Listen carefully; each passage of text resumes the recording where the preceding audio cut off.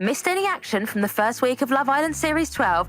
Don't worry, we've got you. Here is your weekly recap. Now, the initial coupling went a bit different this year, with the girls having to choose a boy before even seeing them. That's right, the girls had to use dating profiles, basing their decision on just the boy's name, age, job, and a little quote about them. I think it's safe to say some of the girls weren't too impressed with what they were seeing. Helena, you said you don't like rugby boys. Like rugby boys. I don't. A rugby boy. You can tell someone's a rugby boy before you can speak to them. The girls made their decisions, and apart from Sophie and Helena, who both wanted a bit of Harry, they actually all picked different boys. What are the chances? Then the boys arrived and couples began forming. But while some girls were happy, others didn't quite hit it off straight away. Is he your type now you've seen him? 50-50. Now, this series has promised twists and turns around every corner, and night one was no exception, with our first bombshell, Tony, sending shockwaves through the villa. A bombshell straight from the USA, Tony had a big decision to make as soon as she arrived. You're gonna have to steal a boy of your choice. Ben. This decision left Shakira single, meaning she had just 24 hours to find a connection to avoid being dumped.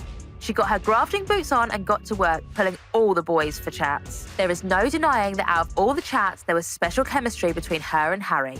Yeah, like, I want to rip the teal off. Yeah. I want to pull it off my teeth, but, you know, that's where we're at. Hazza, you little minx. Then the moment came, the first dumping of the series, and it was time to see if Shakira had done enough. Not one, not two, but 3 boys standing up for her. Now that is impressive. Shakira was safe, but now Alima, Helena and Sophie were the ones at risk, and even Shakira didn't know what she wanted to do. The person I would pick is coupled up with someone who I'm friends with. Yeah. It's Love Island, so you have to go with who you have the best connection with, basically. And try not to let the other parts get in the way of that. Shakira made her decision choosing Harry, leaving Sophie single and therefore dumped from the island. This night didn't just mark the end of Sophie's Love Island journey, but also Ben and Tony's time cracking on with each other, which all started after a miscommunication. Yeah, you're giving me the ick. You're giving me the ick. Oh, good. I know when I go with someone that I feel it straight away. I mean, I don't think that technique is going to work for you here. Good chat. The greatest. It was time for 2 more bombshells as Ramel and Shea entered the villa, and let's just say, the rest of the boys were nervous as they watched from the terrace. You've got the calmest man in the world. Which one? He's on the right. And what better way to welcome the 2 new boys than a good old game of dares?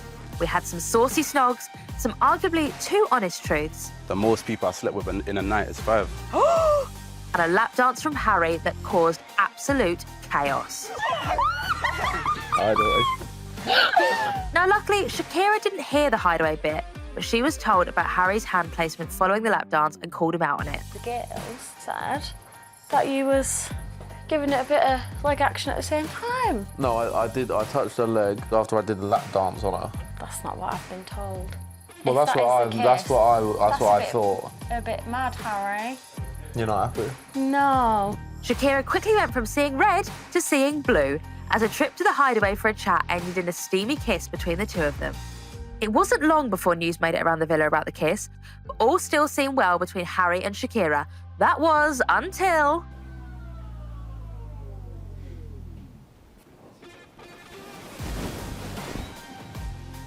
I think this is a good idea, though. Well, coming in.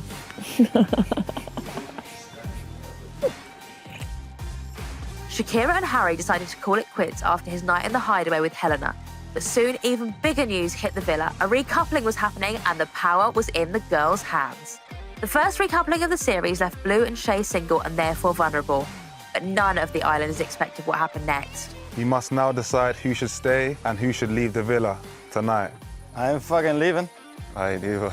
After a pretty tense back and forth, Shea and Blu let their fellow islanders decide who was going home, and in the end, it was Blu who was dumped from the island. After a tense first week in the villa, the boys were treated to a boys' night, heading out of the villa and leaving the girls behind.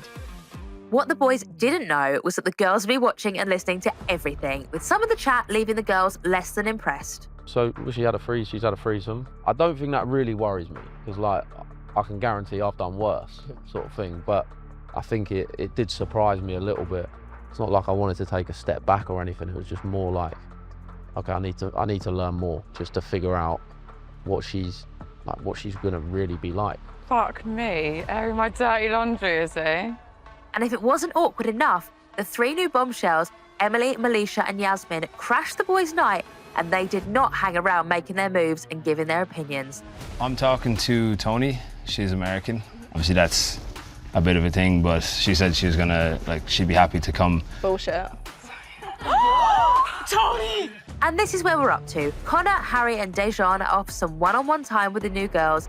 The boys are excited, the girls are angry, and all of us watching can't get enough. And that's everything that went down on week 1.